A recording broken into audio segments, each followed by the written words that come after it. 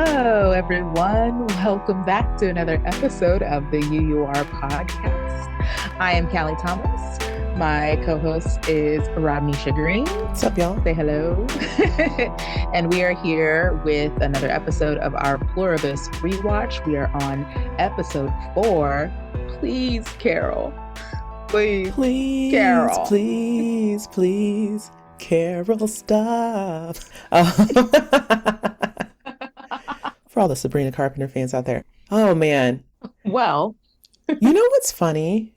And I feel like I mentioned this last episode, and I'll probably continue to mention it. But like, as we've had to go back through and rewatch these episodes, there's so much I missed. There's so much I'm catching on the rewatch that just, boo, over my head the first go round. And I find that very interesting because like there's so many things now with the end in sight that's like obvious to me that I'm like, I missed that. How did that not stand out to me? And it's amazing what your brain doesn't pay attention to until it knows to pay attention to it. Yeah, I also forgot. I'm realizing that I just forgot a lot. Yeah. Each time we get to an episode, I'm like, I don't remember what happens. I don't remember what comes next. There's a big important piece. This one, I put it in my notes. Like, how the hell did I forget about this? So we'll get to it.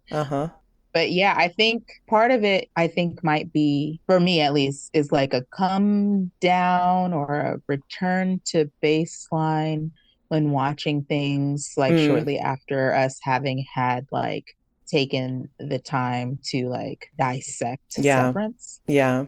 I'm True. like, back to normal watching. There's tons of stuff I miss. Right. When you're watching just like any old person, it's like, oh yeah, just another fun episode, Carol in Crazyland. And then it's just like, and well, I think what's interesting is that because I always keep up with all the discourse that's happening as a show is going on. Yeah. And so there are people that are catching it that are just average viewers. And I'm like, y'all watch TV like that? Like I don't hone in until I have to hone in, unless it's something that I really, really just am so intrigued by. But generally, I'm just taking in information, and I'll see people who are on Reddit threads and different, Discords and whatever that are like really picking out nitty gritty stuff that I'm like, I didn't pick up on that. Also, it really depends. I'm trying to be better about this, especially with Euphoria right now, because there are dummies watching Euphoria that just are missing basic stuff. And it's just like very apparent that no one like sits down and watches TV anymore. They're always doing something. It's made me hyper aware of like, is this something that I care enough about that I want to watch? Yes. So don't do anything else. Just sit and watch it. Don't have your phone out. Don't be doing other stuff. So I'm trying to be better about that because I know I missed that because of that too. I just listened to, it's not a podcast, I guess like a video essay. And I think it was for The Boys. I think the conversation was around The Boys. I'm pretty sure. But there was a person who was saying the exact same thing. She was like, I'm getting so frustrated because people are watching the show and they're just like, I expected more. I was thinking it was going to be blah, blah, blah. And she's like, and nobody knows how to watch things anymore that aren't just like throwing stuff at you like lightning speed, constant, inundation, or overly communicating information like, the whole second screen bit where it's like we have to overly communicate what's going on right now and reiterate what's happening and who this person is. She's like, and I'm so sick of the lack of media literacy and film literacy that people have now. She was like, I'm trying not to get like grandma about it. She's like, but it bugs me because people will be like, well, I don't know, the episode bored me. And she's like, oh my gosh.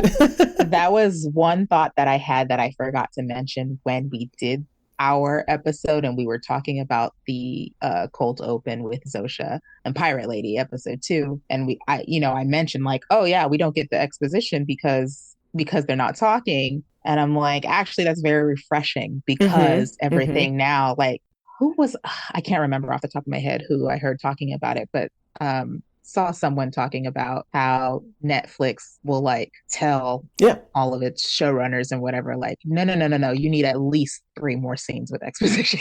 Like, nope, they're not gonna, this isn't clear enough. You need to, and the writers would be like, what the it's kind of sad. It really sucks because it's tying the hands of creatives, right? Like they want to just tell the story and assume the audience is smart enough to understand it and not have to do all that. And these Right. streamers are like, no, we need you to like really, really dumb it down, like really, really Mm-hmm. more than you think is necessary, like Yeah. explain it. And that's our model now. And it just kind of sucks because it's taking a lot of the variety, and Yeah. it's essentially expecting every episode to be in the words of this episode, expecting every episode to be cotton candy, Yeah.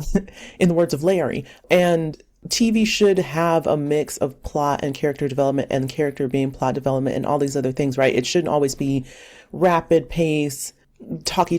I don't know. It just, Right. you need to allow it to have its slower moments and its lighter moments. I don't know. I just, when I heard her mention that in the video essay, I was like, you know what? Yeah. And like you said, I need to make sure that I'm doing my due diligence as I watch shows to like really not fall into that trap of, I don't know, presuming a show to need to be like candy, Yeah.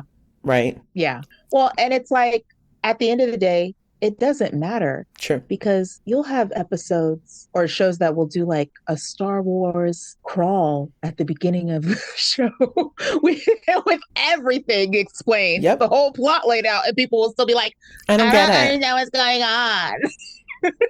So like let the creatives be creative and do what they want to do. If people understand it, they understand it great. Right. If And they if they don't, don't, they then don't. they oh well. I think it's also, it's unfortunate that now part of the problem is entertainment, the industry is expecting television to compete with social media and short form content. Yes. And they're not the same. And I get everyone's competing for everyone's attention and views. And obviously short form content is going to, I don't want to say win, but like it has the one up. It's the microwave, right? It's fast, it's quick, it's constant, and the endless scroll allows you to just take in more and more and more all the time. But I don't know. I don't feel like that should change how television functions as a storytelling medium, because it's just very different. Mm-hmm. If I find a show that I'm really interested in, I will put my phone aside and I will pay attention. If I want to zone out and watch mindless whatever, then I'm on TikTok and watching mindless whatever, right? But I don't want my TV to be that, and vice versa.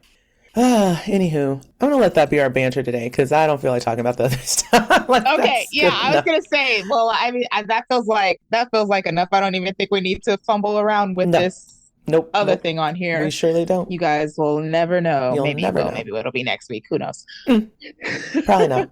Think I'm over it. Well, I feel like I've been doing the summary and you've been doing the names, so you should do the summary and I should do Yeah. the names.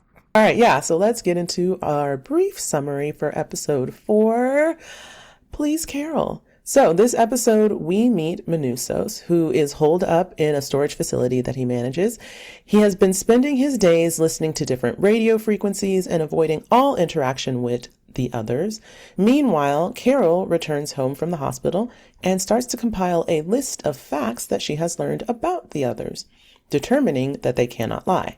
Carol goes to Zosha at the hospital to ask if the joining is reversible, but the hive mind refuses to answer. So Carol secretly takes vials of sodium thiopental and tests its effectiveness as a truth serum on herself in her home, and reveals to herself that she is incidentally attracted to Zosha, among some other things. Back at the hospital, Carol takes Zosha for a walk outside, and she stealthily injects the serum into her IV bag.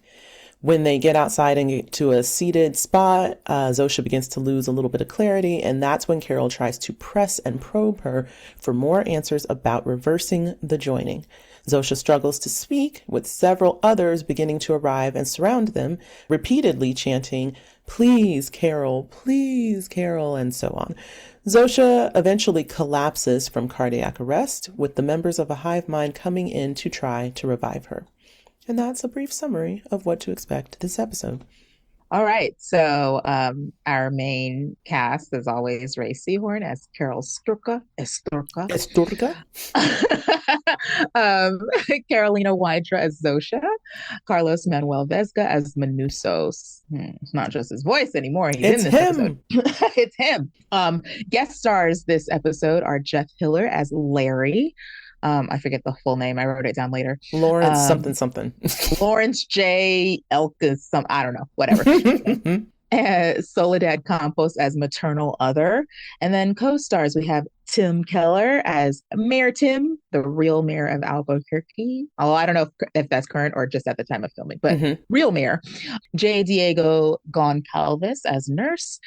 David Waiter as pharmacy worker, Janelle Baptiste as calm person, Patrick Agata as drywall worker one, Aurora Antonia as drywall worker two, and then there were a ton of people as crying other 1 through 10 and home repair other 1 through 10. Sorry, not listing them out. This episode was written by Allison Tatlock, Ariel Levine, and Vera Blasi, and directed by Zetna Fuentes. All right, guys, let's jump into the scene by scene. Per usual, we're going to start with our cold open. So we open on Manusos. We start by hearing some static and the ticking of a kitchen timer. The view is out of focus at first. Then as the timer dings, we focus on a close-up of a man's eyes. He reaches forward and turns the dial on a radio scanner. He writes the channel as he has turned to it, and he puts it down on a documented piece of paper, and you see that there are clearly a bunch of radio frequencies that he has tuned into. This one is 7.129.0.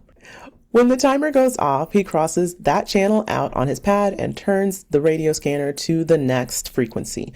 We scan, wait, repeat. Scan, wait, repeat.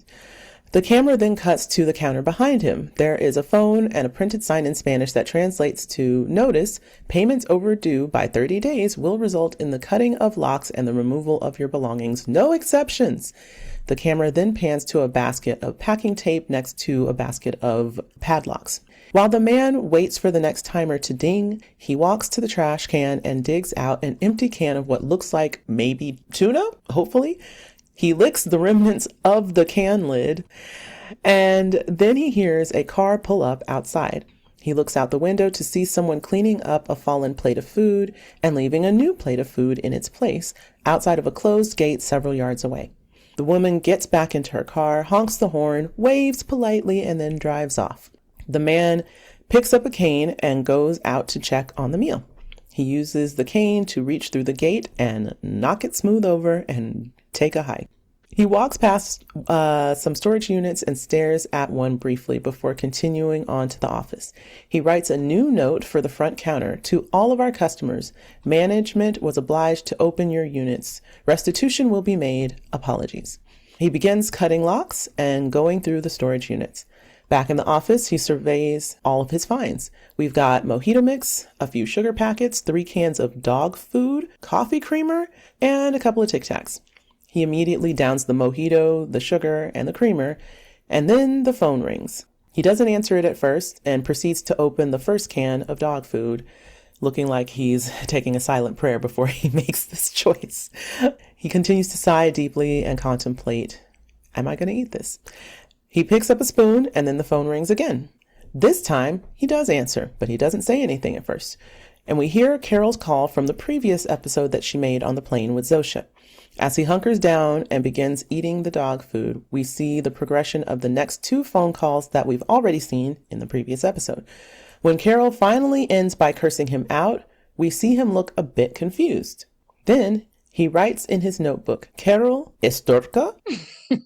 Double question mark. And that is our cold open.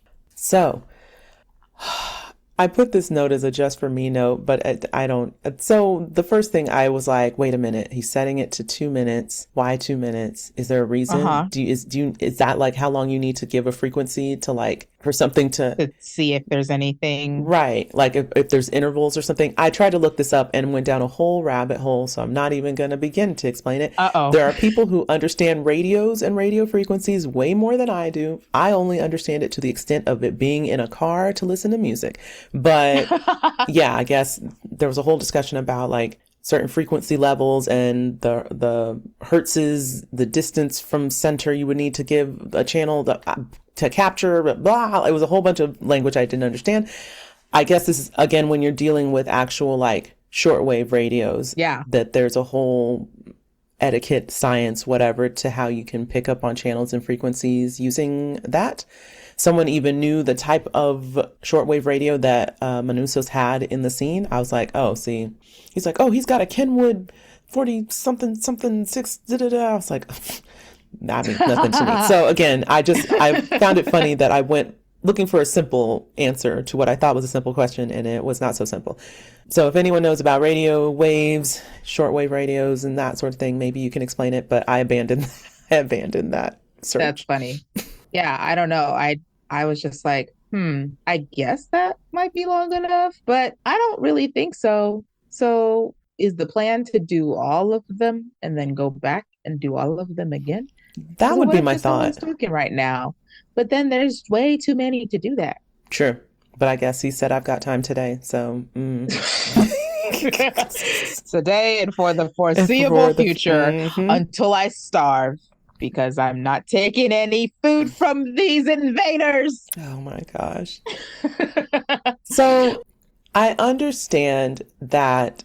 I mean, I'm sure at this point, maybe it's mostly just out of stubbornness, but I can understand the initial not wanting to take food from this Yeah. source of people because you don't know if they've done something to it to try to onboard you to their whole, hive mind, what have you. So I could understand being cautious and being like, I don't know you. I don't trust you. I just saw what happened to everybody. I don't want to be a part of this. I'm not eating anything you give me. I'm not drinking anything you give me. However, sir, you can't go wandering into some nearby houses and scavenge. I would have checked those lockers a lot sooner than he did. Like, I would have gone through those storage units immediately. Like, okay, I have to hole up here. I've got to hunker down. I'm about to start going through these units. Somebody's got to have some crackers, something in here. Yeah, all I can think is that he's only just run out of his food today. That's why, Maybe. like he had lunch and stuff in the office because he works there all the time. That's all I could think of. Because how long has it been now at this point? How many days is it? Well, Just the second day? yeah, I feel like it's the second or the third day when, right? She meets with the people on the second day. So I think flying home and calling him is the third day, maybe. Okay. So I feel like it's reasonable that he just ran out. Okay. Yeah, he probably hasn't even left the compound yet Well, that I figured. once he realized it was craziness. Yeah, so I mean, I figured he'd hold down. I don't even think he's had the opportunity to think of, let me check what's happening with the neighbors. Even for the units that he checked, it didn't look like he checked that many. I think they just fast forwarded through that. If they did, I'm shocked. I feel like at least one of those units would have had something. Well, all I kept thinking, I put on my note, is all I kept thinking is he better hope that one of these people is a prepper, but clearly none of them are. Yeah, unless you are a prepper or unless you have somebody like illegally squatting in a storage unit, I wouldn't expect to find food because like I have a storage unit that's full. I'm not putting nothing. I'm not putting no kind of nut, even if it's meant to be. You know what I mean? Like, I think that could be really bad. I think my thought is kind of like you said. I know there are a lot of people that are using storage units and semi-squatting in them, Yeah. So I did think that. I was like, there's not at least one person who maybe is actually living here part-time that has some stuff holed up, or a lot of people that move very quickly and just need to like put stuff somewhere. I don't know. I just figured there'd be at least one unit that's got like a decent cache of canned goods or something. I don't think so. I think this is pretty accurate. I feel like, and also let's say there was somebody squatting. Okay. They're either dead or they're part of the other and they've already taken their food anyway. So that was another thought I had when I was thinking about him scavenging houses, because I'm like, I'm confused based on Carol's experience. It might be different because she just was like, get out. But I'm like, I can't tell to what degree they have gone and rallied resources from individual homes versus like the major stuff. Obviously, we know that they've cleared out grocery stores and like big centers, but I'm like, are they going through individual homes and making them take those resources too? Because Carol's neighbors, I'm pretty sure all that stuff is just there. Whatever was there got left there. It didn't seem like anybody left with, perishable items and things like that when they were asked to take off, and no one's come back for it. So I just didn't know if that was, again, just because of her telling them to get away from her. Yeah. Or if that's just everyone when they left. Because like even the hospital, when it happened like day one, ground zero, they all just left the hospital. It wasn't like people went in and was like, let's get all the things out the hospital that we need. I don't know. I'm trying to figure that part out. Yeah. Well, to be fair with the hospital, that is one of the storage places. I guess that's That's true. one of the places they're gathering, True. not taking stuff from, because we see in this episode that they still have all the drugs there. But would they keep food there? I don't know, but I mean, yes. Well, no. I'm getting ahead of myself. I was going to say yes because they have patients there. But it's not revealed yet, so we're going to hold it. We'll get to it. Okay. Yeah. Okay. But anyway, so maybe they are, maybe they aren't, or I don't know. It's yeah, whatever. I think, yeah. Ultimately, though, I think it's reasonable that he didn't find more. Maybe there's a couple of beans somewhere that he missed, Couple a beans. few cans. You know what I mean? Some what was always in my earthquake hits, Vienna sausages. Oh yeah, that's a good one. But that's about. I don't expect that there would be much unless there's a prepper, and then you get there and it's a treasure trove in that one storage unit. I think I was just hoping there'd be at least Yeah. one. It's like, Yeah. I'm sure there are, who knows how many units. I don't know how large a storage facility it is, but I was like, Yeah. there's got to be at least one in there that's like, this is where all of my doomsday stuff has got to go when I'm ready to hunker down. But I guess not. Maybe they don't have as many prepper types as they do in America. Maybe. Anyway, okay. I don't know if I had anything. Well, just reactions with the dog food. It was like, oh no, you got to be hungrier than this. You're not hungry enough for dog food. You're So not that's hungry enough. You're not there. And then I was like, go eat that food off the ground. Like, go test a little bit of it to Yeah. see if they're trying to poison you or not yeah, before you eat the dog food. yeah. Go Agree. go do that, sir. Agree. But I was like, oh no, he's gonna, and then with the spoon, and then oh no. And his face, he was like grimacing, getting that down. Like he was just like, And all I could think, I was like, if it were me, again, I would hope I wouldn't be at that point of being that desperate quite yet. But if it were me, I would have saved the sugar packets and stuff for after, so I could wash it down with something better. I thought the same thing. I was like, no, should don't have do that first. mojito last. And then I was like, why didn't he mix that mojito mix with some water or something? Why didn't he stretch it? He just he just took it straight from the packet and had it in 2 seconds. I was like, Manusos don't know how to end of the world right. You don't know how to apocalypse right. Yeah, stretch that. That's juice you could have had at least 2 servings of. 3. It's pretty concentrated. And then my last little note was just like, oh, when he wrote Esturca that was on the funny. paper, that was just funny because like that's a common pronunciation because S in Spanish is always ES, right? So Spanish first speakers will say S if the word starts with S. Yes. So, but it's just funny to see it written because I'm like, oh yeah, right. Because it wouldn't be written with an S. With just an S. Yeah. I was like, oh, that's cute. I like that. Very much appreciate it. Yeah, that's all I got for the open. Okay, so moving on to Carol. So it is now back to the present. 7 days, 8 hours, 42 minutes, 27 seconds, and counting up. We open on a beautiful blue sky, and Carol walks through the plaza outside of the hospital, but she's still got blood on her. She's still dirty from the explosion. So she gets inside a busted up car that's parked there. I couldn't remember. Is this the car Zosha was driving? I thought she was driving a different car. I don't know. Maybe it was Zosha's I don't know what car. I don't know where this car came from or why it's beat up, but the car is beat up. It would make sense because it looks like it's been blown up a little bit. Yeah, it starts playing a Britney Spears song on what song was it? I can't remember. Wait, never mind. I take it back. It can't be because of what they say later about the ambulance. Oh, right. They took them there in the ambulance. So I don't know whose car this is or why it's beat up, but it's parked there. She just gets in because I guess there's no crime. There's no reason whatever. All the cars are unlocked. Okay. So she gets in the car, starts playing. The radio's like, rah, rah, rah, rah. And so she's like, nope, that's not going to work. She sees a police car cross to park the little turnabout, and she gets in the police car instead. On the drive home, the others contact her through the two-way radio system, and they offer to return her Range Rover if that would make her more comfortable. And they can even take the alcohol interlocking system off of it if she wants them to. And she says no. When she arrives home, she finds a slew of workers repairing the damage from the explosion. fun fact, mentioned this already, but the mayor is actually the mayor of Albuquerque. And she's like, okay, you guys go, bye. And then once everyone starts to leave, Carol goes inside to her study and she opens up a closet that has one of those massive college style sliding whiteboards. And it has notes on it from her fifth Waikaro book. So at first she considers erasing it, but then she decides to instead slide it over and she reveals a second blank whiteboard behind it. And she begins making notes. So she says, what I know about them, Rodnesha has it as her background.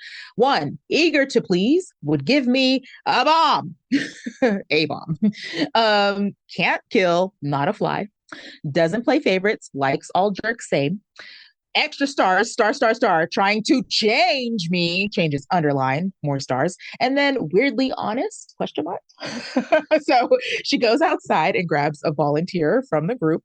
And this other is Larry. Let me read the quote. This individual went by Lawrence J. Kless was the name, or Larry to his friends, of which he had many. So Larry agrees to go inside, and she proceeds to ask Larry a series of questions about whether or not they like her books. And she quickly concludes that they must be lying because their initial answers are very vague. They're just repeating what she's saying. But then Larry starts to describe the book in more detail, quoting a specific character description and page number to prove that they indeed have read and love the books. So she then asks how her books compare to Shakespeare, and he says they love them all equally. She cannot fathom this. And so Larry explains that they experience her books through many eyes and many hearts. And he mentions one fan, Moira, who Carol is already familiar with, and describes how the Waikaro books brought her out of a very deep depression. And that is exactly how they all see her, through Moira's eyes. Carol considers this for a moment, and then she asks, well, what did Helen think about my books? Larry says Helen loved her very much. And Carol says, that's not what I asked you. What did she think about the books? And Larry tries to get out of the question and reminds Carol that she said Helen was off limits. Carol keeps pushing, and ultimately Larry says that Helen thought they were cotton candy. They were harmless.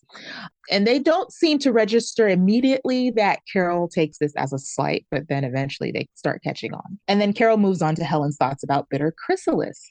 Larry then asks to talk about something else, and Carol says, if you tell me, it will make me happy. And so Larry explains that Helen thought it was fine, not fine as in good, but fine as in meh. And so Larry also reveals that Helen only read about the first quarter of the book, plus the last 2 pages to see how it finished out. So Helen is, no, why do I keep mixing their names up? Carol is gutted by this revelation about Helen, and she asks Larry to leave. And then she goes back to the whiteboard and amends the last note. Instead of weirdly honest with a question mark, it becomes weirdly honest, period, can't lie. And that's that. Okay. I love Larry. Yes. He's funny. Yes, we'll get to him. So have you heard of the show Adam 12? When they talked about it at the beginning when she's in the cop car? Vaguely. Okay, so vaguely. you know it. Okay, I didn't know it. I was like, what the heck is Adam 12? But it is a real show. It was familiar. The name was familiar, but not any details about it. So yeah. I was like, was Carol a fan of Nick at Night or something? Because it definitely precedes her. It was a NBC procedural cop procedural that aired from 1968 to 1975. So, but also 80s and 90s, we lived in a time of rerun. So it would have been very believable for her to have watched it after that fact. But I was just like, oh, this is like an old cop show. That's one of those shows that there's a lot of shows where I only know the name because I have listened to many conversations between like my mom and my grandmother of being like, the guy from the thing with the thing and the one that was on. And my grandmother was like an encyclopedia for all of these TV shows, like everything she knew. And so Adam 12, I know, is a show that they watched. Okay. But I don't know anything else about it. I just know it's one of the many cop shows. Okay.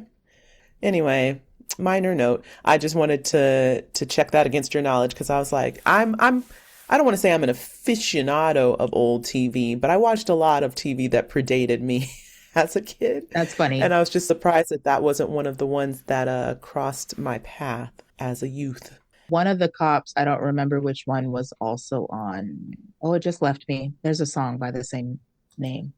Miami It's Vice. gonna be. No. It's gonna be no. It's gonna be a deep cut because it's also an old Route 66. I think there was a show called Route Oh, 66. okay, okay, okay. Martin Milner or Kent McCord? Martin Milner. Okay. Martin Milner was on a show called Route 66 on All right. CBS There we go. that I do know I've seen reruns of. Okay. Don't know that one either. Anyway, tangent as always. Moving on. So, going back to what you were saying about Larry, Jeff Hiller is the actor who plays Larry. He is a delight. I've seen him in a number of things now.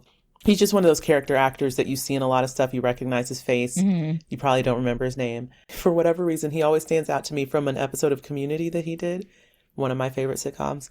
And so I always think of him from that. But he's also in, if you don't know, this is another fun Apple TV show happening right now, guys. He's also in the show Widow's Bay that just came out. I've started watching it. I'm very into it. It's a little bit creepier than this show, but still a fun watch. But he's in that too. So I was like, hey, there he is again. I haven't heard of it. Jeff Hiller is 50 years old. 50 Yeah. where? Yeah. What? Mm-hmm. He's Good been for around. him. I know, right? I definitely didn't think he was 50. Mm-hmm. He's been around for a while. I've seen him in a lot of stuff for a while. So he's a good comedic guy. It just cracks me up in this because he's just so tall and goofy, and then they put him in a biker In suit. the bike suit. That's so funny. It does work on a lot of levels. And then they give him this cloying, like, oh, Carol, your wonderful books, and oh, we love them. Like, stop saying wonderful. Honestly, the Your way he books. played it, this whole scene was so fun for him because he just does have that kind of face that's almost clownish, right? Yeah. So it lends itself well to this like cloying approach to like handling Carol, right? And even when she's like, stop saying that, he's just like, your books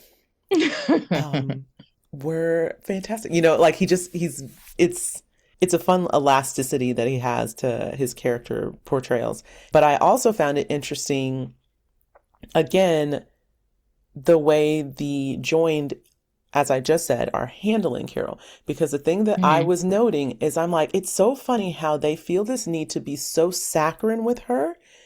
And they clearly aren't that way with each other. They don't, like, you would think if they were just a hive mind that just felt joyously happy all the time, that even when they saw each other, they'd just be smiling. It'd be very like Stepford Wives. It'd be very, I forgot, that other movie I'm thinking of that was a book. It doesn't matter. But like, if that was just their nature to just be happy and smiley, you would think they'd just always be happy and smiley, and that would just always be them. But they're only that way with her in particular. I don't know if they do that with the other unjoined that are around, but my guess is yes. And there's a scene in particular standing out to me in my head that comes later where that will prove that thing, which is that they give this disposition of cheeriness to you and then it dissipates the minute you're gone, right?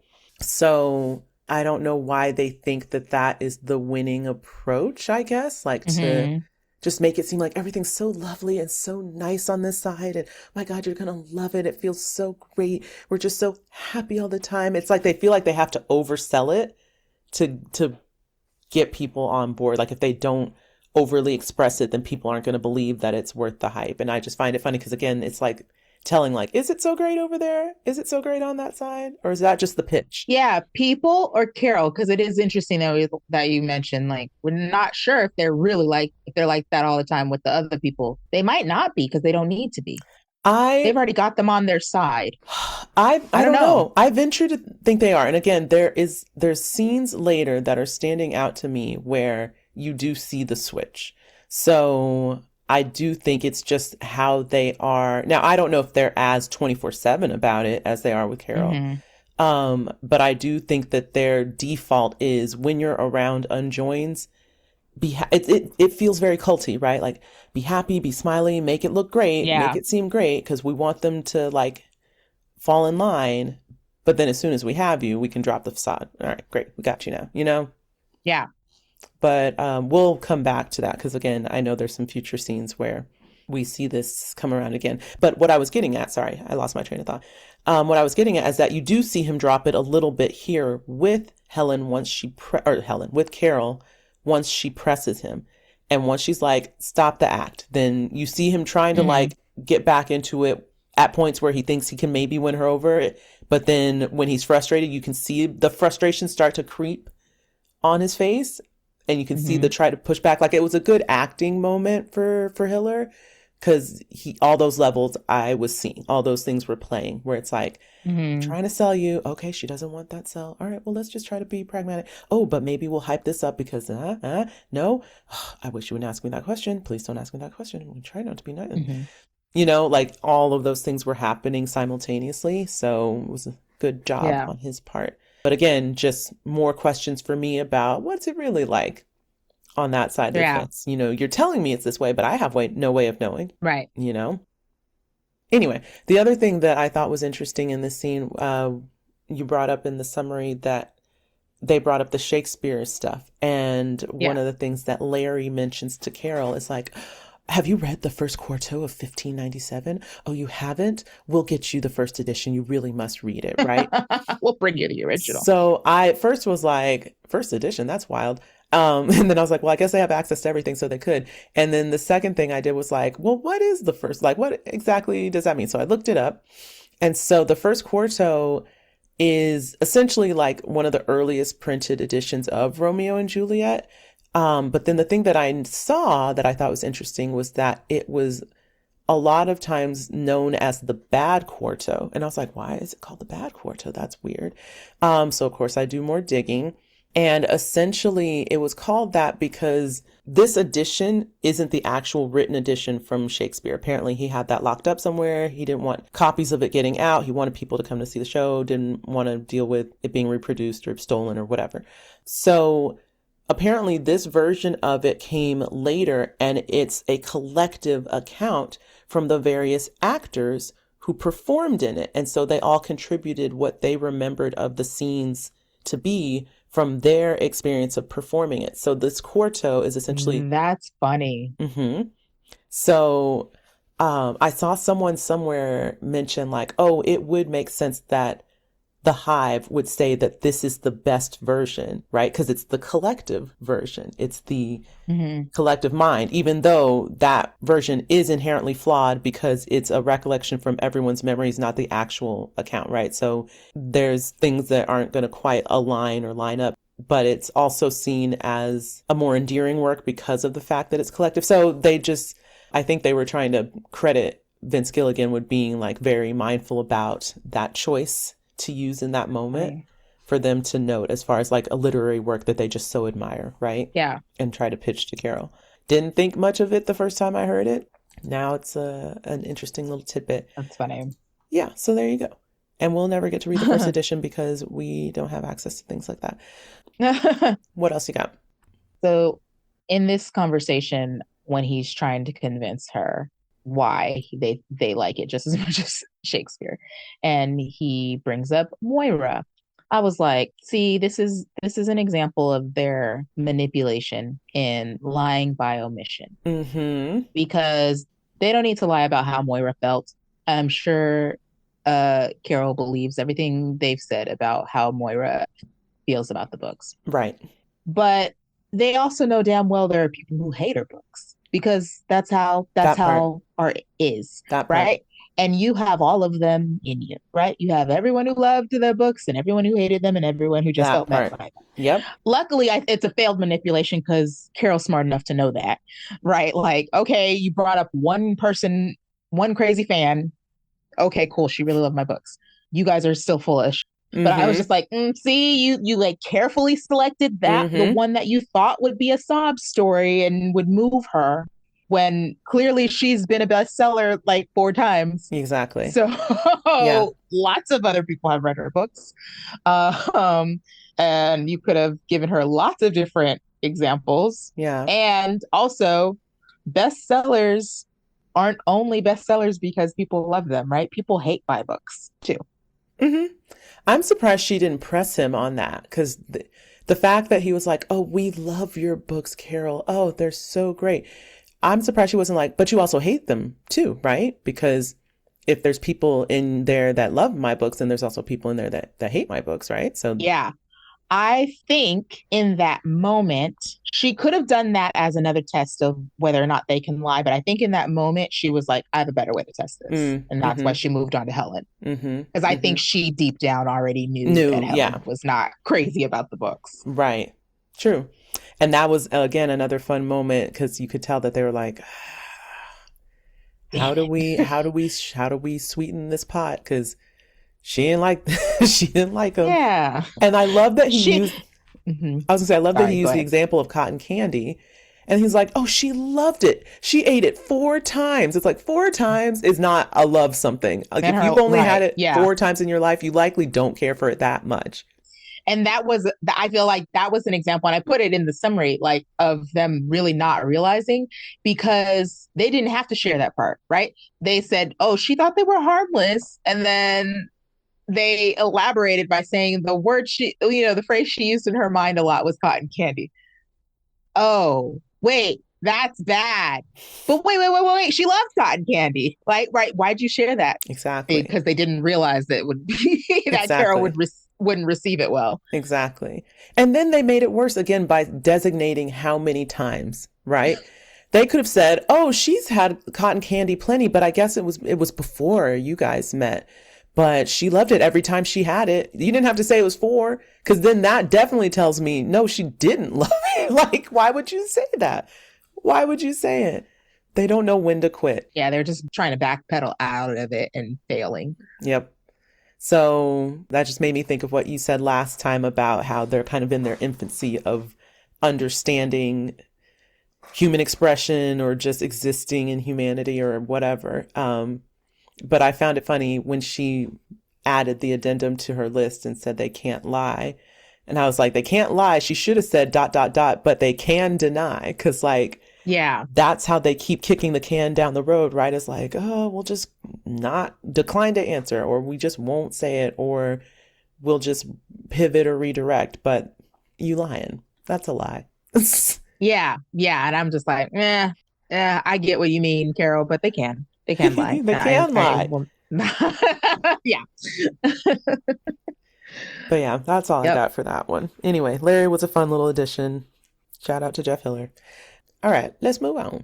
So now we're going to go check on Zosha. So Carol returns to the hospital to check on Zosha. And Zosha asks how she likes the police car that she's got now and tells her that the officer, fun fact, who drove it has an extremely distant relationship to a charter member of the Waikaro fan club. Don't you love it?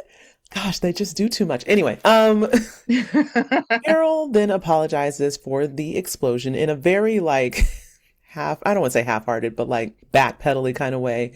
Then she asks Zosha if she's up for answering some more questions. And Zosha says absolutely. So first she asks if they understand the joining now more than they did early on when she first talked to her about it, because it's been a week. And Zosha confirms that they now have a much better understanding of what it is than they did before. And Carol then asks if there is a way to reverse it. Zosha hesitates for a long time and looks away. And Carol changes her wording to, is there not a way to reverse it? Zosha says that as much as they want to please her, they cannot answer that question.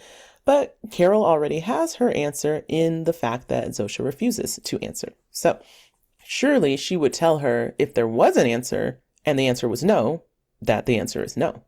So for the first time in a week, Carol seems to have a bit of joy and hope with this idea that the joining can be reversed.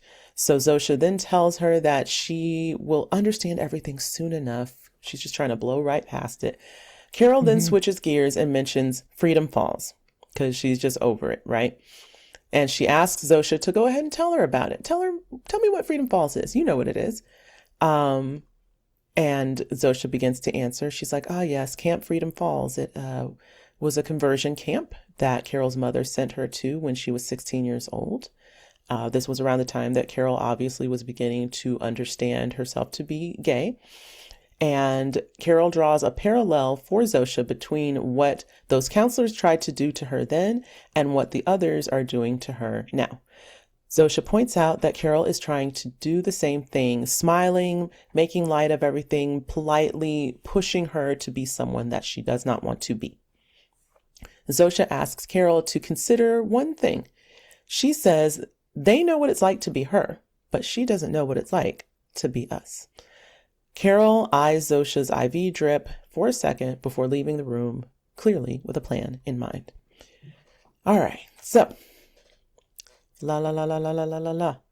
Back to the top. Did you notice what I noticed? I feel like you did.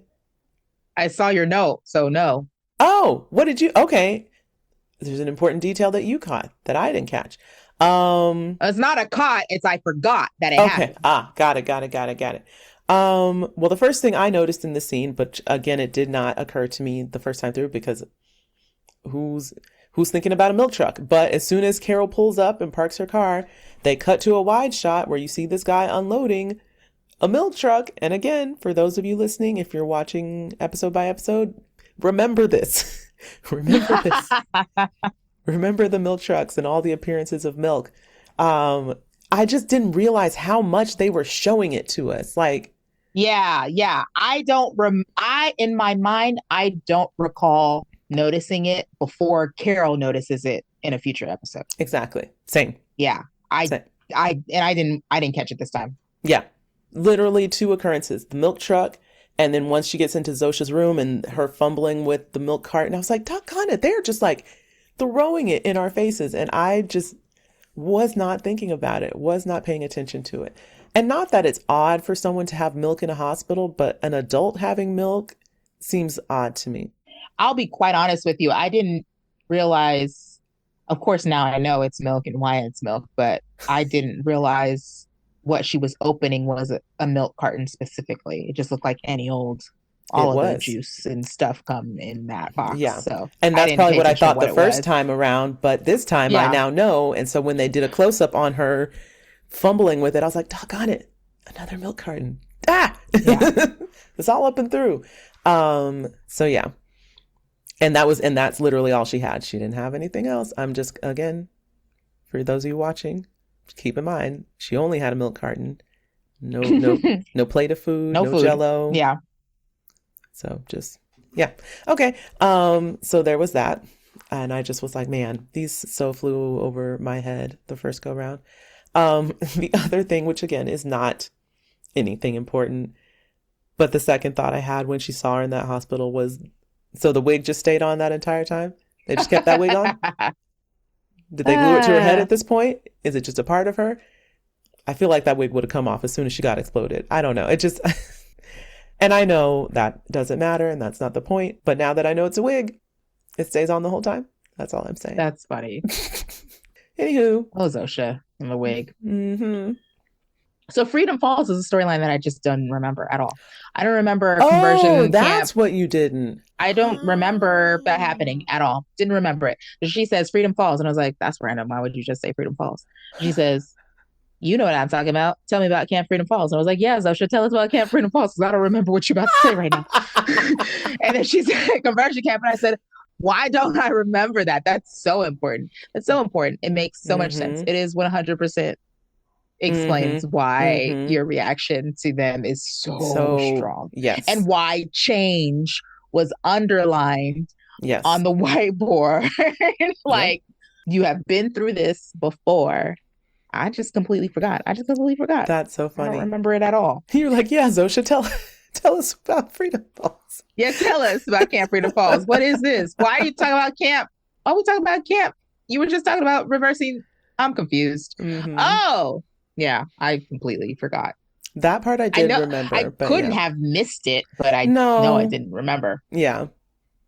I'm sure you did at the time. Yeah. I did remember that because I know that moment really stuck out to me, especially when she was like, they smiled at me and were so polite, just like you guys. And meanwhile, they were the most awful people I ever met. Right. Yeah. So yeah, this definitely does add another layer to Carol's resistance, right? Like it certainly sharpens, besides her just being kind of a rebellious, not going to just go along to get along type.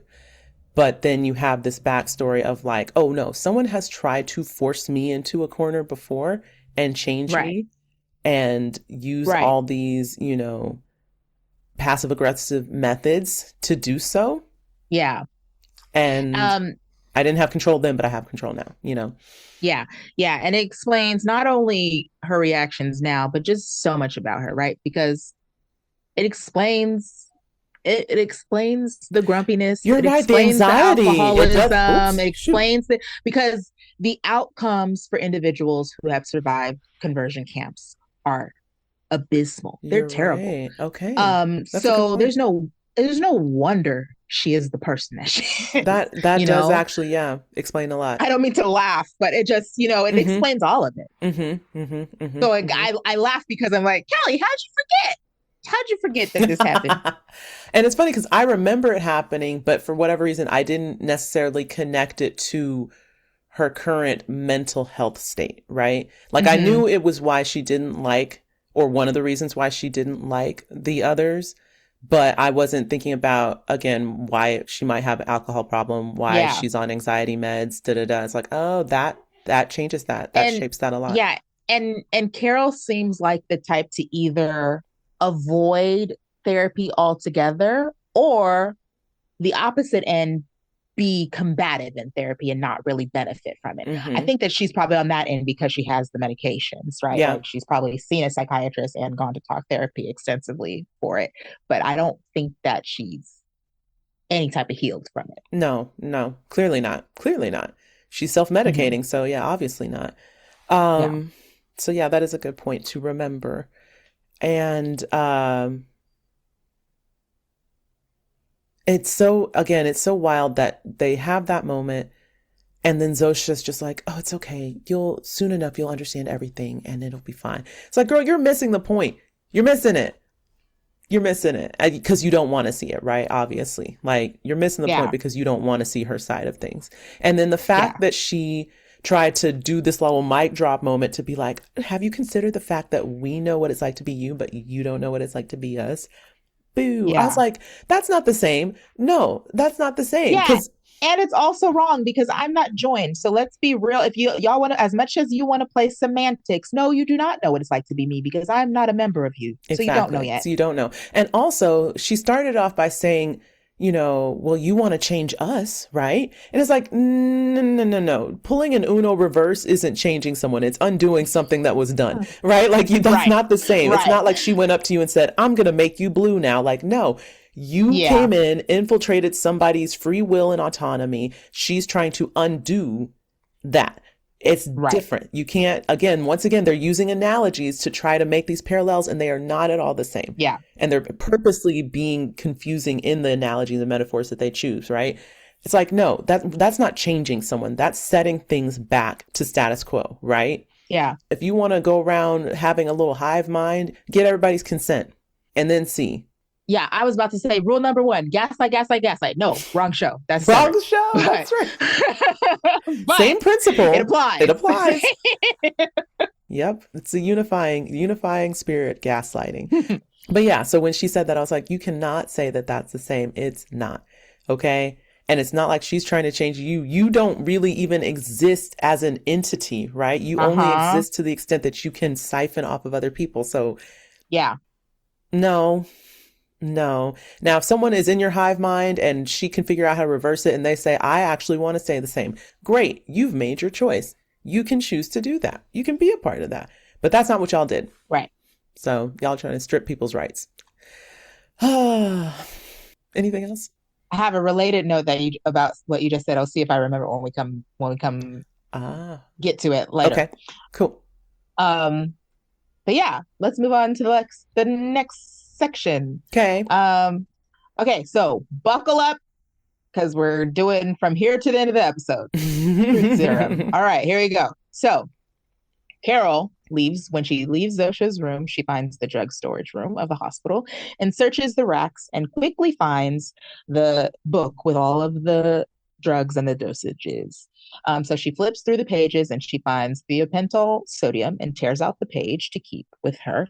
And then she finds it on the shelf. And as she is pocketing a few of the vials, one of the others comes in and asks if they can help her find anything. Carol deflects by saying, "Yeah, can I have some heroin?" Um, and so the man asks Carol if she thinks that's a good idea based on the last time. Apparently, she had a very rough sophomore year and tries to convince her to not take the heroin by telling her that they have a whole wing of bodies at the hospital recovering from addiction, some of whom may not make it. Carol then points out the hypocrisy. Yesterday they gave her a hand grenade. Today they won't let her have a little bit of fun, and so they they try to offer her opioids, some other opioids instead. But eventually they agree to give her the H. She then asks where the hypodermic needles are. They try to persuade her not to do that either. And she was like, if I'm going to do this, we're going to Sid Vicious this and we going. It's all or nothing here. So she gets her needles and she heads home.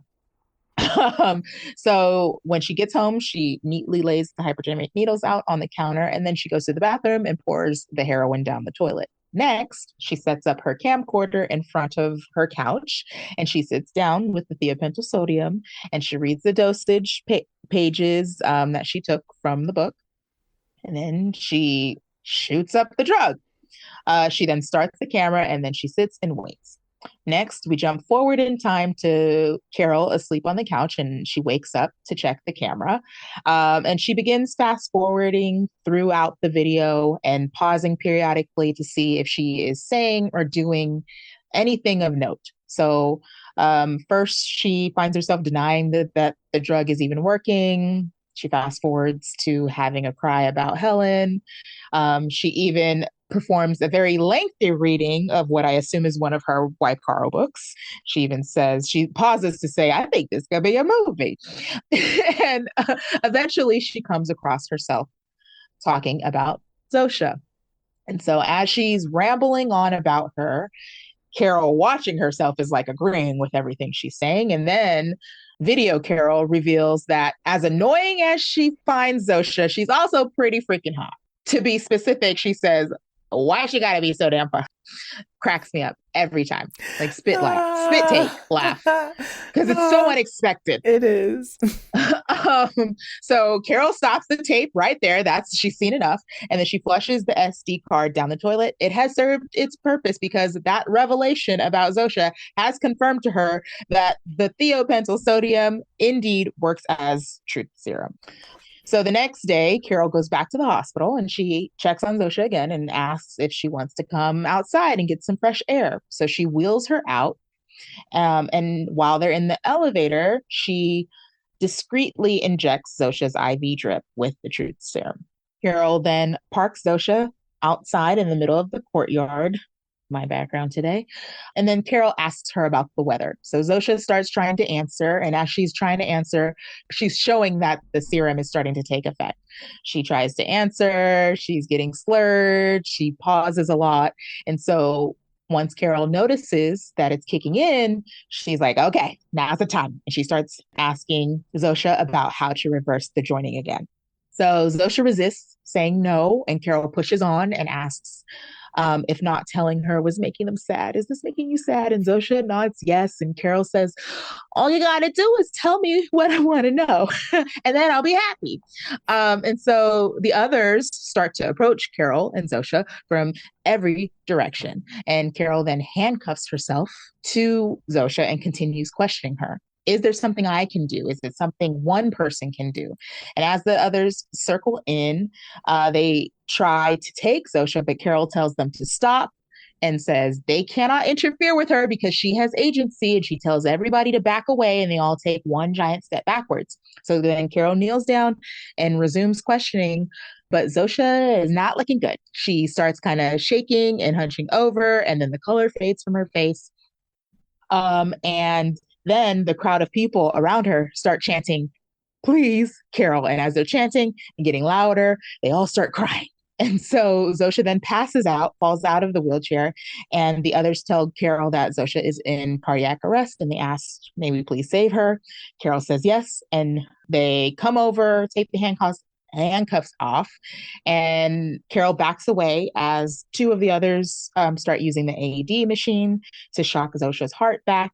And as you can kind of hear that the machine is working, the rest of the others circle Carol and just stare her down. And they just mean mug her. And that's the end of the episode. Now you've really stepped in it. Okay. So going back up to the drug storage room. One, I was surprised, I guess nobody was in there manning it, or I guess they don't. There's no reason to. There's no crime. There's no crime, remember? No one's trying to steal the drugs, so nobody gotta be in there. Oh gosh, they gonna learn. They don't need to. They gonna learn it at some point. So there's that, or at least having a locked door. Like, wouldn't that be behind a locked door or something that you need? Yeah, like a when there's crime. Gosh, you're right. When there's crime, because remember that's why none of the cars are locked either. You're right. Okay. That's why she's able to just get into any old car and drive off. Okay. So if any body of the other needs to access it at any point, it's all accessible to everyone. Because if it was locked, what, are they going to copy a million keys? No. So here, okay. Someone would have to go get someone. I guess my thought is, but again, we know they're in baby Hive mind, so I have to keep that in mind. But my thought would be, you still have someone who isn't joined in your midst. And you don't know if at any point they might decide to go cuckoo bananas. So you would think as long as there is someone amongst you who isn't part of the collective, you would still have certain precautionary measures in place. Like, what if they decided to go blow up the hospital? What if they decided... I think they have severely underestimated Carol. Clearly. But just again, like, if you know that humans are unpredictable and inconsistent because, again, you have access to all the minds of all of humanity, then I wouldn't take my chances with someone who I can't read their mind. I don't know what they might do. So I would at least keep certain spaces contained. Whatever. It's a moot point. It's neither here nor there. But anyway, the other thought I had was about the thiopentyl sodium. Do you think that that's something that Carol just knew maybe from like writer research? Because I was like, how does she even know what to look for as far as like a truth serum type of drug? Oh, this is funny. Okay, this is going to jump me down to one of my other notes. So my thought was, yes, I think as a writer, you just knows things. It makes me wonder if she has also written any mysteries or anything like that. Okay. 2, my thought was, what do you do? Because they don't have internet anymore. Right. What do you do if you don't know a thing? And you know there's a truth serum, but you don't know what the drug is for truth serum. Well, you and I, being elder millennials, know how to go to a library and get the book and find the things, right? It would take a while, but we would be able to do it. And then it made me write the note of, what would Gen Z do in this world if they didn't know a thing and needed to find out a thing? They would have to rely on the others telling them. Now, we know from this episode that they can't lie, and they will probably answer that question, but then they're going to be like, what you need truth serum for, right? So it just led my mind down a rabbit hole of like, how far would they get? What would the young folks do? Because that's a good question. People don't know what to do without Google. It's a good question. Yeah. I don't know. I think the babies might be in a little more trouble. Or like you said, they really just have to go off of the word of these people and be like, I guess they have my interest in mind. Yeah. But also it made me think of like, the reason why I asked about if she's ever written mysteries or like crime drama or something is because it immediately made me think of one of my favorite movies, Knives Out. And Christopher Plummer's character knowing all of the drugs and all the things. And when he's learning about the way that spoiler alert, the way that he dies, he's like, oh, write that down. That's a good way to kill somebody. He's like committing it to memory that for makes one sense of his for future writers. books. Yeah. They would just kind of have a little bit of an encyclopedia on their own. That's a good point. Mm-hmm. Yeah. I feel like it made me think of there's a plot point in an Agatha Christie novel that I think has to do with like similar stuff, knowing like medicines and drugs and stuff like that. So maybe that's just a mystery writer thing. My other thought though, as you were reading the summary, I was like, oh, that just connected that dot for me as well. Because when she was talking to the pharmacist who came in, or anesthesiologist or whatever he was, doesn't matter because nobody is anything and everybody is everything. But when he came in and asked her about it, and he was like, heroin, why would you want heroin? You remember how that went the first time. And she was like, yeah, well, sophomore year was a pretty rough year, right? Mm-hmm. And my first thought was like, you're taking heroin as a sophomore? That's crazy. But now I'm like, oh, right. Because we just talked about Freedom Falls. The conversion. Yeah. And I saw your and note. if that was 16, that would have been the same year. Right. And I saw your note and I was like, oh, right. I think I automatically assumed sophomore in college, but no, it likely is sophomore in high school. Likely is because of all of that. Mm-hmm. So I was like, I really wasn't connecting, again, that event to her wellness state at present. I was just thinking about her, like, as them being the adversary, serving as the prototype for this former adversary, right? Yeah. But I'm like, oh, man, okay, yeah, I guess if you had been remanded to a freaking conversion camp at 16, maybe you would be experimenting with hard drugs like heroin, because you'd probably be questioning a lot of life stuff. So, yeah, I didn't connect the two until you were reading it. And I was like, that's why you would take heroin. Yeah. Okay. Yeah. She's lived a lot of life. Yeah, she has. My note with that was like, oh, boom, here's the previous drug question answered of our previous discussion, right? Where we kind of concluded, like, they're not going to offer it to her unless there is a reason to offer it to her, right? But they're going to give it to her, right? They would never recommend heroin or the other opiates. However, she seems pretty hell-bent on this heroin. Let's offer her some opioids because that would still be a little better if we give her a controlled substance. But it's like, we try, but we also aren't going to try that hard because we want you to be happy. And she seems to really want this heroin. Let's just scan for the pure stuff. Okay, we got some pure stuff 8 miles away. We'll give it to you. And she called them what, Dominoes or something? Yeah. See, when you put your mind to it, but you're better than Domino's. And then it made me want pizza, and I was like, gosh, I'm fat. Okay, anyway. I was like, I want some pizza. Now when I watched this last night, I that might get pizza. That does sound good. Now that you're saying it, I'm like, actually, I might get pizza tonight. I wasn't thinking about it, but I might get some pizza. That sounds pretty good. Yeah. So all the drug stuff is definitely connecting now. Okay. Now I'm going to try to have another connection. I think I already lost what I was holding on to. Drugs, pizza, heroin. No. Okay. So So earlier in the previous section, you said something about the Freedom Falls. No. Yeah. Something to do with the Freedom Falls and with the Zosha statement, them being us. Yeah. Zosha's statement. Yeah. And the us and the people and the whatever. Now I don't know what my connection is, but I made a note here. Okay. Because when the person is trying to convince her by saying they have a bunch of people addicted, right? He doesn't say people. He says he says where bodies. He says it. Oh. He says that we have a number of bodies here that might not make it, right? And I thought that was really interesting and really telling. Because and even Carol keeps saying you people. Yeah, that's true. You're right. And I think whether or not there is a way to reverse it, right, still remains to be seen. And even though they're hedging on answering, makes it seem like there is. They don't consider themselves these people that they have. No.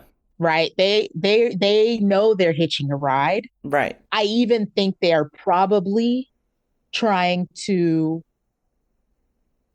as much as they're researching and trying to figure out the science for how to get the unjoined to join, I think they're also trying to research and figure out the science of what do they do when these bodies die. How do we survive without these bodies? Because that's all they are to them. That makes sense, because that's their conveyance, right? And probably the reason why they keep looking for ways to spread is because that's the only way they continue on, right? If there's no corporeal whatevers for which they can attach to, then they'd cease to exist. So you would either need to keep finding bodies that last longer, or whatever the case may be, or like you said, figure out how to get their lives to extend to the point that yeah, that's interesting. What else can be a host? These are just the hosts right now. True. Yeah. And then the other thing I thought as you were saying that was like, with them talking about the individuals as bodies, right? Because they see themselves as one entity. And everything else is just, like you said, a host, just a host body. Mm-hmm. Even if there is a way to reverse it, we haven't explored what that means for the individual body, right? Can they Mm-hmm. survive an unjoining? You know, what if Yeah. maybe they can detach them from the joined, but that doesn't mean that the human itself will survive. Right. It's like the movie The Host. Mm-hmm. If you remove that alien, that body's done. Mm-hmm. You're not getting the person back. Mm-hmm. Not that that would be a reason why they wouldn't tell Carol, because I don't know that they would care enough, but maybe that's one of the Yeah. reasons they don't want to tell her. It's like, yeah, but at this point, if you try to detach them, the survivability isn't, guaranteed or something like that. Yeah. It also read to me as like a slip of the veil, Yeah. right? They're just feigning that humanity and that empathy. They don't Mm-hmm. actually feel it. Yeah. I think I can't remember if it came up in one of these episodes or if we talked about it in our mini-sode, but we mentioned at one point where like anything that seems like empathy from them isn't real empathy because they don't need it when they're all one person. Mm-hmm. Right. So Mm-hmm. they're like, it's just bodies. We don't feel bad. We don't feel bad for these people dying because they're not individual Except to the people. which They're the just, extent that they matter to you. Yeah. yeah, yeah. They're not individual people. They're just it's like losing a limb They're just clothes. and I have a million limbs. Yeah. Right. Yeah. They're just clothes we put on, you know. They in and of themselves do not matter. Yeah. What else? Did anything else occur to me? Oh, okay. Mm, Going back to Carol's experimentation with the truth serum. yeah. I just found it funny as she's watching back. I paid attention a lot more to her reactions to stuff and Hmm. what she was saying on the tape. But I loved at a certain point when she was reading from her Waikaro novel and she stopped. She said, "This could be a movie. I think this could be a Hmm. movie." I was like, "See, you do like your work. You don't, I think you Hmm. don't like that you like it, but you like it. Like Right. you like the smutty trash or whatever it is, right? Like you want to consider yourself like more lofty or whatever, but just embrace the fact that you like the fantasy or whatever, right?" I I also enjoyed the fact that her narrator voice is British. Oh, that's true. She was performing it with the That's true. She did. accent. Also in this montage, right? Her breakdown and she's just Mm-hmm. like sobbing and saying, I miss you, I miss you, I miss you over and over again. Also, it's like, duh, we know this, but also it just, brings it to front of mind that like on top of everything else that's happening, she also has not had time to grieve. Mm-hmm. Helen, she hasn't been, 7 days, a week is not enough time to grieve anyone when No, you have full space to do it on your own. But she has not even done that, and even her attempt to have a little private moment and burial and funeral for her is interrupted by Zosha, and Zosha doesn't leave that's the true. whole time. She's there the entire time. That's a good point. Ugh, that would actually really suck. Mm-hmm. Because you're like in survival mode at the same time, like a very heightened survival mode at the same time that you're Mm-hmm. trying to grieve. So you can't really deal with that, even though it's clearly constantly under the surface. Yeah. You just have to like keep your head on a swivel. So yeah, it would make sense that in that state, it would finally just kind of come out like that. And then it sucks because even as she was watching it back, she couldn't let herself like start crying again. Like you saw like a little bit of a Yeah. tear and then she just tried to shrug it off and keep going because it's like, Yeah. we've got a It's like, mission. nope, It's I'm like, not oh, doing that. dang, dang. Oh, so yeah, poor Carol hasn't had a chance to really allow herself to let that land. But, and again, you see these echoes, right? Because even I thought about it when they asked her earlier about whether she wanted her Range Rover back. And she was like, Yeah. no, and you could see her starting to like well up at that point. And Yeah. the reason is that's the last place I saw Helen alive, Yeah. right? I don't want to be in that Yeah. car. So I was like, oh, that sucks. So when she goes back to the hospital the next day, Zosha is asleep. She's walking through the hospital. Zosha is still asleep. And then as she walks in, Zosha goes, Carol, this is so little. Hmm. Do you think, did she wake up because she heard Carol or did she wake up because the others said, Carol's here, wake up?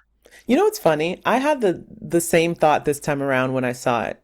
Was like, wait, what woke her? Did she Yeah. sense Carol or yeah, like you said, did she Right. get the alarm of like Harold's in the room?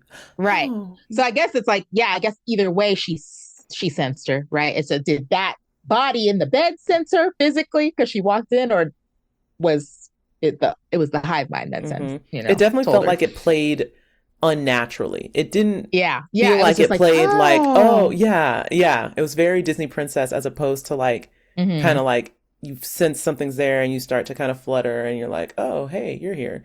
It was very like, Yeah.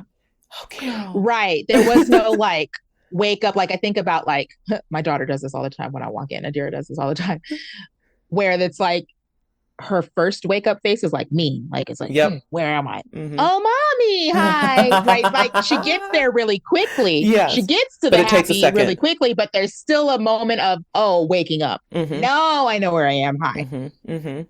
It probably was the latter. It probably was like the hive mind being like, Carol just walked in the room.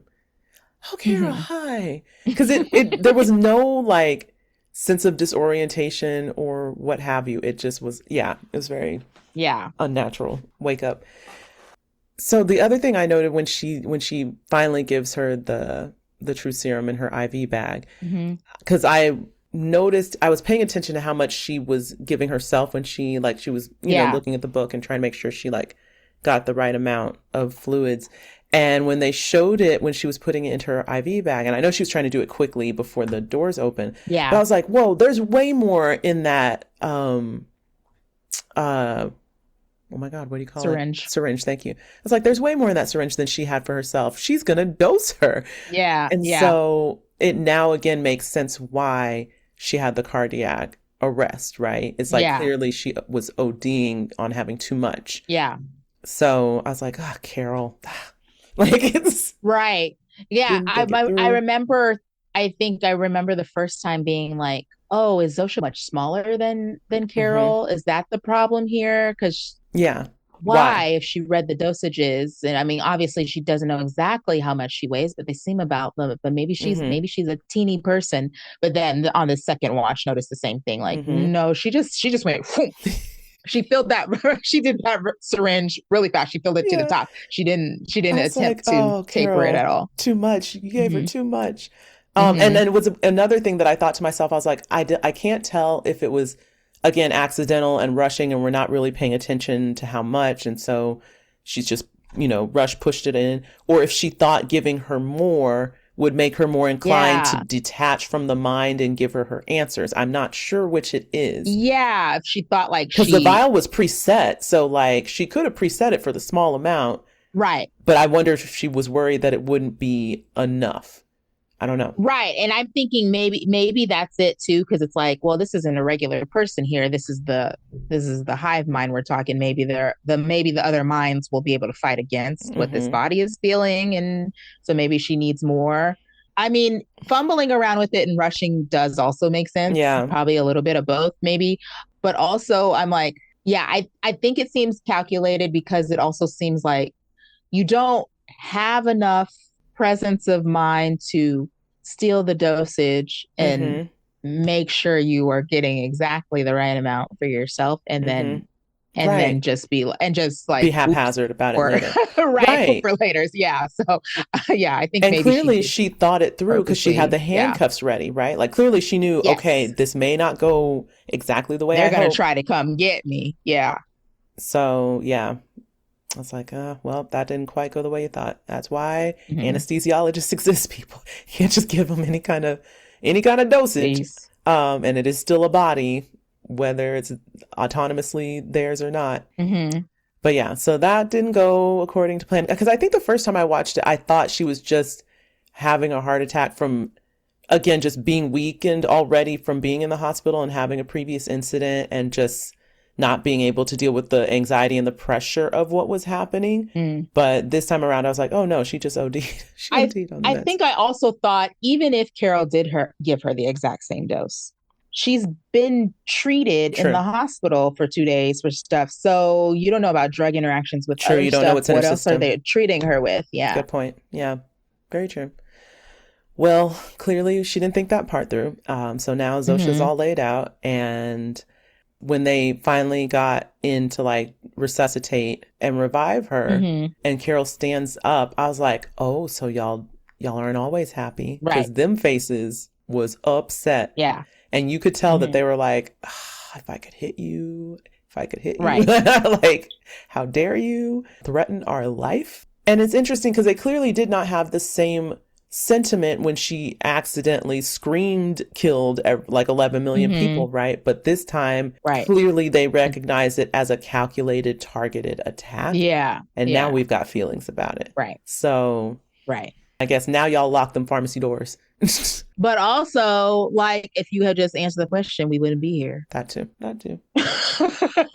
um, my question for this part was like, if everyone around the world knew that Carol was the one, like they all asked what happened, and they knew Carol was the one that had a temper tantrum that killed 11 Mm-hmm. million people. Mm-hmm. How in the world is this conversation going on around the world, right? Like, ooh, I know Lakshmi hates this woman now, right? Like, like, like, because she's gonna be like, I wonder if it's not the same as like, oh, it's convulsing. So I wonder if just the immediate people were saying, please, Carol, and I crying, wondered that too. or Yeah. was everybody saying, please, Carol, and Yeah. crying? Or at the very least, was everybody crying? Did everyone start around the world start crying? Right. I couldn't tell if this is like a distress signal, like a radio signal Mm-hmm. going out and everyone's just responding to the distress signal, like, like they're all feeling the distress, like alert, alert, Mm-hmm. this is happening.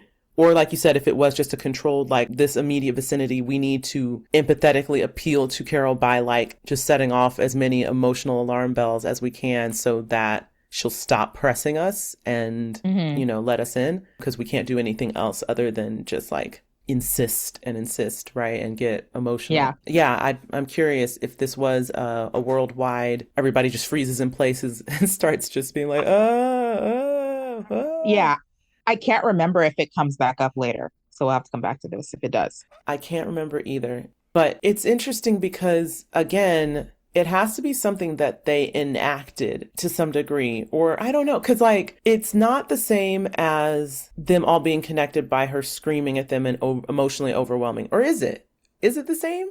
I don't know. Because like obviously there are people in their collective that die and the others don't feel it, or people that are going through stuff and the others don't feel it, right? They said that that's not necessarily how it works. But in this instance, I wonder, okay, I might be answering my own question. I wonder if like it's a fear trigger. So now it is everybody that feels it, right? As opposed to just being something that someone individually experiences. It's like the collective has now Right. experienced an attack and are now afraid. And now there's an emotional response to fear, right? I wonder if that's the case, then maybe everybody did have that reaction. We'll find out, I guess. Yeah. When Lakshmi comes calling and cussing Carol out once again. Right. Exactly. Yeah. I'm like, I can't remember if Lakshmi brings it up again or I not. don't either. Anyway, we'll find out. We shall find out. Anything else? The last thing is, do you know the fun fact about the medic? No, I don't. So on the set of not a fun fact here, Okay. but on the set of Better Call Saul in 2021, Bob Odenkirk had a heart attack. I do or stroke remember or hearing something. about that. Yes. And so it was Ray Seahorn that was there and like called people first, and the medic came and yada yada yada. The medic who is here is the medic who saved Bob's life. Oh, Mhm. So that's nice. yeah. So they went and got her back, and Good for her. yep. Well, that's nice. I mean, not nice, the heart attack Yeah, part, but like yeah, nice that to part. acknowledge just the full circleness, I guess. Yeah. Yeah, I remembered hearing about his heart attack. And if you're in Albuquerque, and clearly Vince Gilligan, yes, he will find a way to put you in there. The mayor, the medic, that's true. anybody who he has a interaction with. Big A up to good New interaction Mexico. with. He clearly Yeah. loves getting work to that area. All right, well, that's it for this episode, I guess, guys. How will the joined recover from this? How will Carol recover from this? This is twice now she has endangered Zosha's life with nonsense. I guess this one isn't nonsense per se, but like not thought through actions, I suppose. But I guess we'll see how this goes over going forward. Don't think it's going to be very good, but But they want to make people happy, right? So it can't be that bad, right? Right? Anyway, guys, thank you for tuning in with us this week. We always appreciate you guys listening and checking us out. If you want to chat with us, see more posts from us, engage, etc., you can follow us on Threads, Blue Sky, TikTok, Instagram, Lemonade, or YouTube at the UUR Pod. We'll be hanging out there, posting videos, doing the normal social engagement things. You can also email us if you'd like to send us something a little lengthier, or maybe you want to refer us to an article or a post or a thing like what Callie just told us about Bob Odenkirk. If you do, you can email us at theuurpod@gmail.com. And then you can also head over to our Patreon page, which is patreon.com/theuurpod. And you can check out some videos we have there. We have some things that are free if you just want to get a little taste of what these two crazy ladies are talking about. But if you're a real one, you'll join the Severed Floor membership. You'll join the Severed Floor membership tier. I stand on that. And check out some of the bonus content, which we are about to start filming some. So if you want to know what it is, you got to join the Severed Floor tier. And that's all I have to say about that. But that's also where you can get early access to episodes, bonus cuts, extended cuts, etc. And that is the only place as of right now where you can find the full extended video features of our podcast. So again, I can't stress this enough. I really do think that we are people that you're better off watching as opposed to just listening to. The listening is fun. I'm not going to say the listening's not fun. The listening is fun, but you're missing a lot of visual facial reaction. There's a lot of facial expressions happening. There's a lot of stuff going on over here. Okay. And there's sometimes wardrobe stuff that's happening, And that's true. And all of our fun backgrounds, you're missing it. So, just do yourself a favor, get the full experience. And that's where you can do so. Otherwise, please rate, review, subscribe wherever you are listening to us, whatever podcast medium you choose. Hype us up there so more people can hear, find us, and engage with us so we can expand our social circle to talk about all the fun things that we like to talk about and get you guys in on it as well. We just want to create spaces, just create fun spaces for us to all exist and geek out and have a good old fan-filled time. So yeah, there you go. Alrighty. This has been the UUR. And remember, life is one big, long, shiny walk in the park when you're one of us. Woo! That's Carol on the Truth Serum. Yep. A little bit high, a little bit drunk. That's Carol's MO. Yep.